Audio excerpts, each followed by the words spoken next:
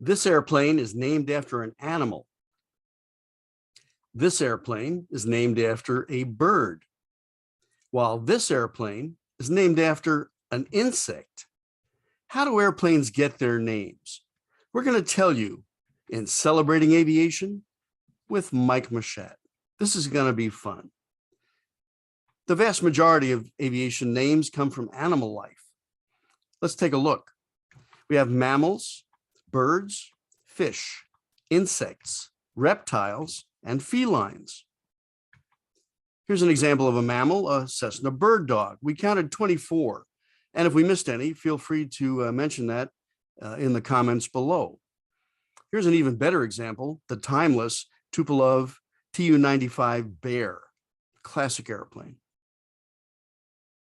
So here are all the mammal names. You can see a nice variety. Oddly enough, the majority are canine subjects.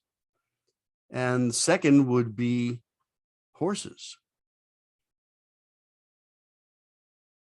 Now, it comes to no surprise that birds would be the most number of names for airplanes. We counted 31, like the F-15 Eagle that you see here. Take a look at this list, quite a few. This was a surprise, the number of fish names for airplanes, like the tiger shark. And there's our list. Insects, like the A-37 Dragonfly. Got all sorts of interesting insects here. Reptiles. Now, the designation for this airplane is F-8 Crusader, but the nickname was Gator for the gaping chin air intake that you see there. Beloved airplane by Navy pilots. And here's our list of reptiles, airplanes and missiles. And then we have felines. And when this subject comes up, automatically you think of this company, Grumman. And here's why. From upper left clockwise, you have the Wildcat, Hellcat, Bearcat, Tiger Cat, Panther, Cougar, Jaguar, and Tiger. And the coolest cat of all, the F-14 Tomcat, loved by anybody who ever flew one, flew in one, or even saw one. Grumman made a number of amphibians, and they were named after seabirds, like the goose and the widgeon, or the mallard and albatross that you see here. Lockheed had a galactic theme, the great universe. And of course, if you were going to build America's largest airplane, you'd call it the Galaxy. But they had names like Constellation, Big Dipper. And their key word for naming their airplanes was star. Let's take a look. You had the Lodestar, the Shooting Star, Starfire and Starfighter, Jetstar, TriStar, and Starlifter. Have a lot of time in these. Boeing used the word strato, going back to the 1930s. Upper right, you have the Stratoliner, and below that, the 707 Jet Stratoliner. An interesting marketing concept, but when you have a name as cool as the 707, Jet Stratoliner never really caught on. On the left, the C-97 Strato Freighter, and atop the B-47 Strato Jet. KC-135 Strato Tanker and B-52 Strato Fortress. Both these airplanes are still flying strong today. Republic used the word Thunder, Thunderbolt, Thunderjet, Thunderstreak, Thunderflash, and the F-105 Thunder Chief. McDonnell used supernatural names like Banshee and Demon, Voodoo and Phantom, and my personal favorite, the Goblin. Douglas had two words that they used for themes, the first being sky. Quite a few of these airplanes.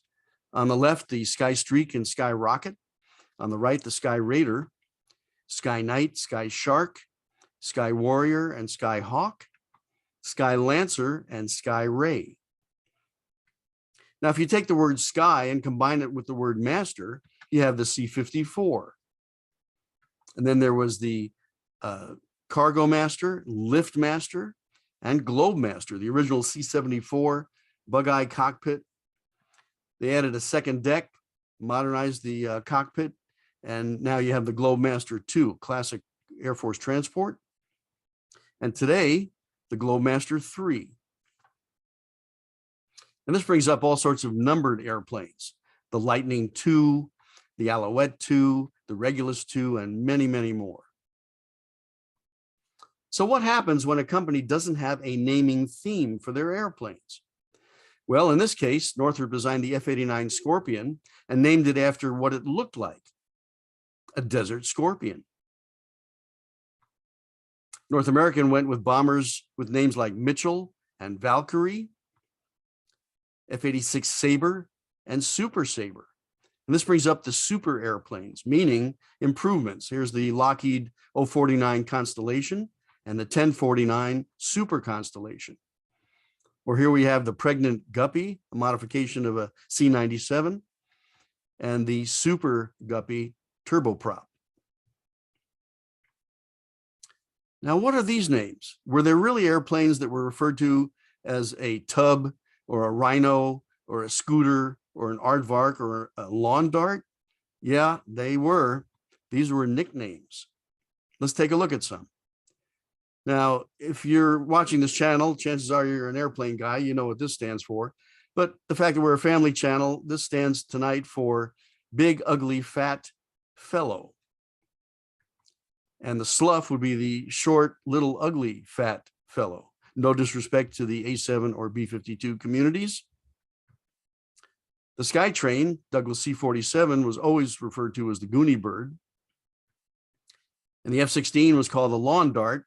This photo shows you why. Sometimes the names were the aircraft designations themselves. Ford for F-4D, Stoof for S-2F, Blue Canoe for, well, obvious reasons. And this is a 2-for-1 because on the ends of the wings are what were called tuna tanks for the obvious shape. Then you had terms like turkey feathers.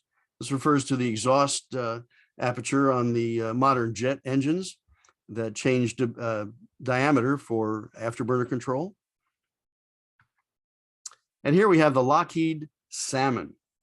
And one would think that this was named for its aquatic shape, but in fact, it was named for its test pilot, Herman Fish Salmon, along with Tony LeVere, two legendary test pilots who tested all the Lockheed airplanes in the 40s, 50s, and 60s.